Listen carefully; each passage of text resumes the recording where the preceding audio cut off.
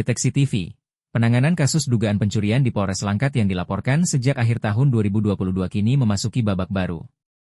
Dinilai jalan di tempat selama hampir 3 tahun, pihak pelapor akhirnya resmi melaporkan Kapolres Langkat beserta jajarannya ke Bidang Propam Polda Sumatera Utara.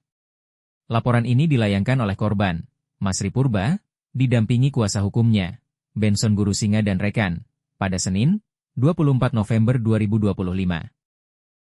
Agenda kita hari ini di Propam Polda Sumatera Utara, kita mau melaporkan Kapolres Langkat, Kasat Reskrim Polres Langkat, Kasih Propam Polres Langkat, dan juga penyidik yang menangani perkara Bang Masri Purba, di mana perkara ini sudah hampir 3 tahun belum ada kepastian. Gitu. Dengan laporannya itu LP B1270-12-2022 SPKT Polres Langkat, Polda Sumatera Utara tertanggal 28 Desember 2022. Mereka melaporkan Kapolres, Kasat Reskrim, Kasih Propam, hingga penyidik Polres Langkat ke Propam Polda Sumut atas dugaan ketidakprofesionalan dalam menangani kasus. Kuasa hukum pelapor, Benson Gurusinga menjelaskan, kasus ini sudah dilaporkan sejak 28 Desember 2022, namun hingga kini belum ada kepastian hukum. Kendalanya gini, ini perkara kan sudah hampir 3 tahun. Kenapa sih belum ada kepastian? Ini kan laporannya ini tentang dugaan tindak pidana pencurian, di mana sekilas lah ya, berangkas milik klien kita ini dalam rumah ini dibongkar oleh orang kan gitu. Dan ternyata sudah diketahui lah kira-kira orangnya siapa kan gitu.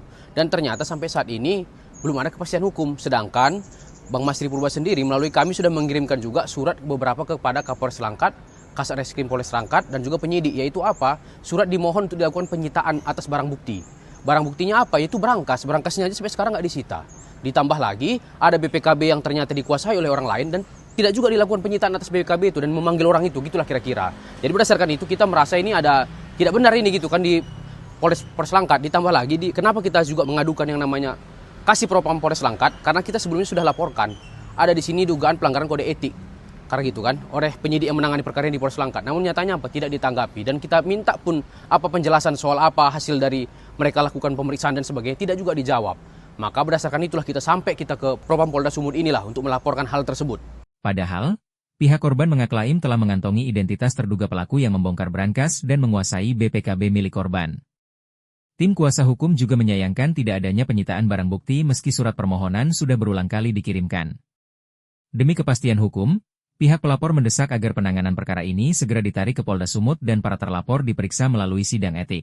Dalam keterangannya, Masri Purba secara khusus meminta atensi dari Kapolda Sumatera Utara untuk segera mengambil alih kasus ini demi objektivitas. Bahkan, karena hilangnya kepercayaan terhadap penanganan di tingkat Polres, Masri juga menyerukan nama Presiden Prabowo Subianto. Ia berharap kepala negara dapat mendorong reformasi di tubuh Polri, agar masyarakat kecil seperti dirinya tidak terkatung-katung mencari keadilan tanpa ujung.